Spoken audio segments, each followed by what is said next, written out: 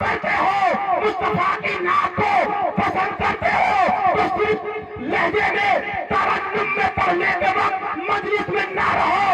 اگر تم نعت مصطفیٰ سے محبت کرتے ہو تو جب ترنم میں نعت پڑھی جائے تب بھی بیٹھے رہو, اور جب نثر میں پڑھی جائے یعنی تقریر کی جائے تب بھی محفل میں بیٹھے رہو.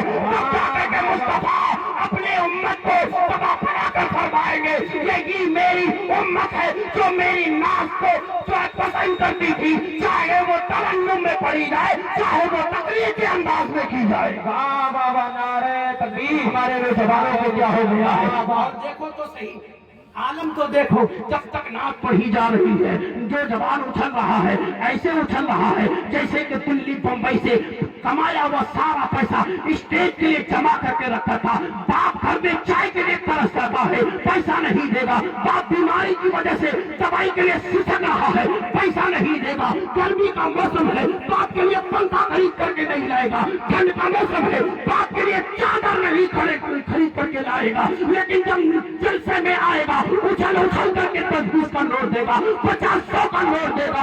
ارے لٹانے کا اگر جذبہ رکھتے ہو تو آؤ صدیق اکبر کی بارگاہ میں چلو. صدیق اکبر لٹانے کا طریقہ سکھا رہے ہیں. مصطفیٰ نے فرمایا کون ہے تم میں کا وہ دیوانہ جو آج اللہ کی راہ میں میری بارگاہ میں اپنی دولت کو لا کر جمع کر دے. حضرت عمر فاروق بھی گھر گئے, حضرت عثمان غنی بھی گھر گئے, صدیق اکبر بھی اپنے گھر گئے. حضرت عمر فاروق نے اپنے گھر کے تمام ساز و سامان کو مال و دولت کو 2 حصے میں تقسیم کیا ہے. ایک حصہ گھر میں رکھا ہے, ایک حصہ حضور کی بارگاہ میں لا کر حاصل کر دیا ہے. مصطفیٰ نے پوچھا عمر کیا لائے ہو؟ حضرت عمر نے عرض کیا یا رسول اللہ میں نے اپنی جائیداد کو, اپنی مال و دولت کو, اپنے درہم و دینار کو 2 حصوں میں تقسیم کیا. ایک حصہ اہل خانہ کے لیے گھر میں چھوڑا ہے اور ایک حصہ حضور آپ کی بارگاہ میں حاضر کر دیا ہے. صدیق اکبر سے پوچھا صدیق تم کیا لائے ہو, اپنے گھر میں کیا چھوڑے ہو؟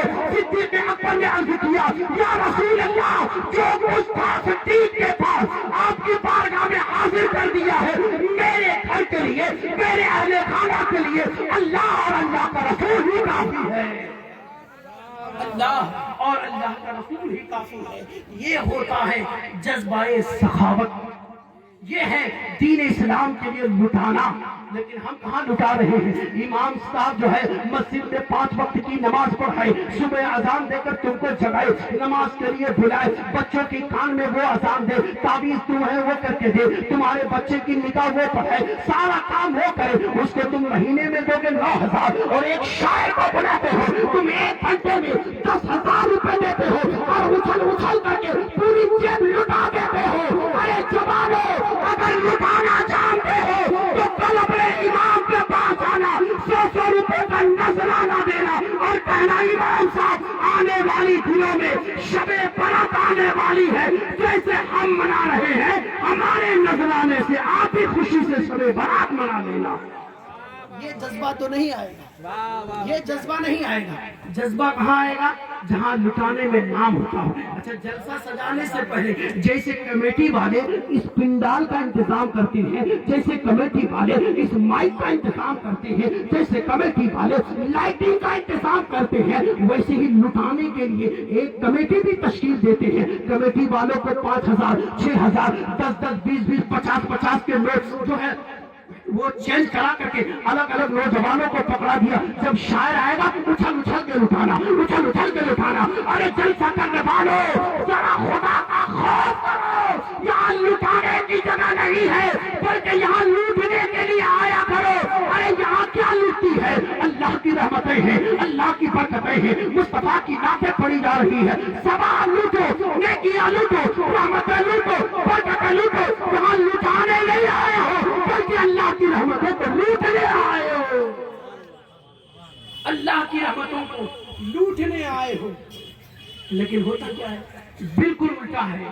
یہ جلسہ ہے. اور اگر اس عنوان کی طرف اگر میں جاؤں, ہمارے چاہتے کہ اگر قبرستانوں کا حال دیکھیں, اللہ کی پناہ जिन लोगों की रहती दुनिया में हमने इज्जत की, जिन लोगों को हमने दादा कह के बुलाया, जिन लोगों को हमने नाना कह के बुलाया, हमने बाप कह के बुलाया, माँ कह के बुलाया, अदब का जो अदब बजा लाया, उनकी इज्जत की, उनकी ताज़ीम की, क्या इंतकाल का भी 3 दिन हुए नहीं, उनकी कब्र पर ले जाकर बेरू भेज बांध रहा है, उनकी कब्र पर ले जाकर के बकरी बांध रहे हो। यही है तुम्हारा अजमत कब्रिस्तान कॉन्फ्रेंस। अगर अजमत कब्रिस्तान कॉन्फ्रेंस हर साल मुनाकिद करते हो तो इसका लिहाज रखो। सुबह उठते ही सबसे पहले कब्रिस्तान की हिफाजत के लिए कमेटी बनाओ। क्रिकेट कमेटी बाद में बनाना, फुटबॉल कमेटी बाद में बनाना, जलसा कमेटी बाद में बनाना, सबसे पहले कब्रिस्तान की हिफाजत की कमेटी बनाओ। तुम्हारे कब्रिस्तान में क्या हो रहा है? फुटबॉल का मैच वहां होता है, क्रिकेट मैच वहां होता है, तुम्हारे पास रोकथाम के लिए कोई नहीं। आज तुम देखते नहीं हो, वक्त तरमीमी बिल के नाम पर आज मुसलमानों की जायदाद किधर से किधर निकल जा रही है, मुसलमानों को कोई खबर नहीं है। अगर आज तुमने अपने कब्रिस्तान की हिफाजत न की तो कहीं ऐसा न हो तो वक्त की जायदाद बता करके तुम्हारी कब्रिस्तान किसी और के कब्जे में चली जाए। अरे आज अपनी कब्रिस्तान में तुम क्रिकेट खेलोगे, अपने कब्रिस्तान में तुम फुटबॉल खेलोगे तो गैर को मौका मिलेगा। अरे ये मुसलमान है, अपने बाप दादा की कब्र पर तो ये खुद नाचते हैं, अपने बाप दादा की कब्र पर तो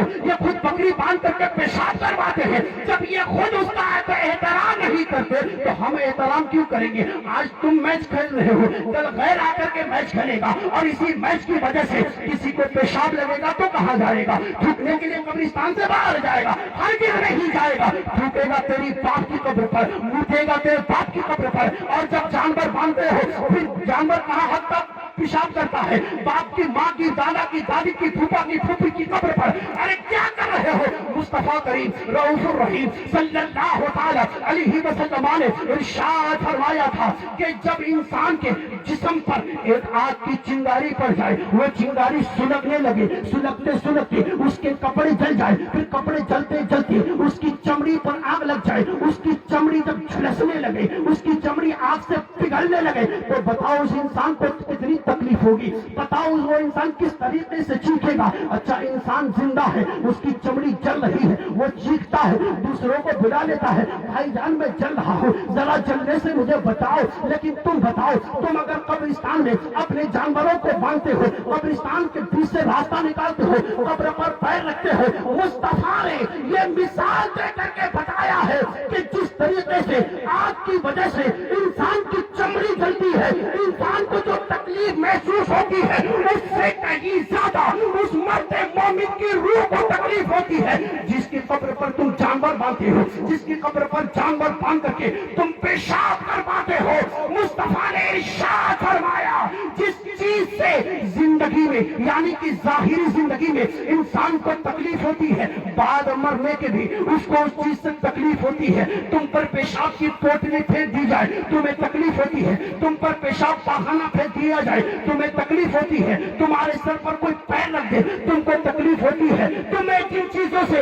आज तकलीफ हो रही है, मुस्तफा फरमाते हैं मरने के बाद भी उस इंसान को, उसकी रूह को उन सारी चीजों से तकलीफ होती है। जरा मुसलमानों, अब अपने सीने पर जो दिल है उस दिल में हाथ रख करके बताओ, क्या जिस चीज से तुम्हारी माँ को तकलीफ हो रही थी, तुम्हारे बाप को तकलीफ हो रही थी, तुम्हारे दादा दादी को तकलीफ हो रही थी, क्या वो चीजें आज अंजाम नहीं दे रहे हो? बताओ, तुम्हारे दादा के ऊपर कोई पेशाब फेंक देता तो तकलीफ होती कि नहीं? तो इसलिए मुसलमानों, आज से ही अज़्म मुसम्मम कर लो कि आज से पहले अगर हमने जानवर बांधा है तो तौबा करेंगे, बकरी बांधा है तो तौबा करेंगे, कब्र पर पैर रखा है तौबा कर लेंगे, और अगर रास्ता बनाया है तब भी तौबा करेंगे। खुदा की कसम, हुजूर फरमाते हैं अत्ताइबु मिनज़ ज़ंबि कमल्ला ज़ंबला, तौबा करने वाला ऐसे पाक होता है जैसे कि उसने गुनाह किया ही नहीं।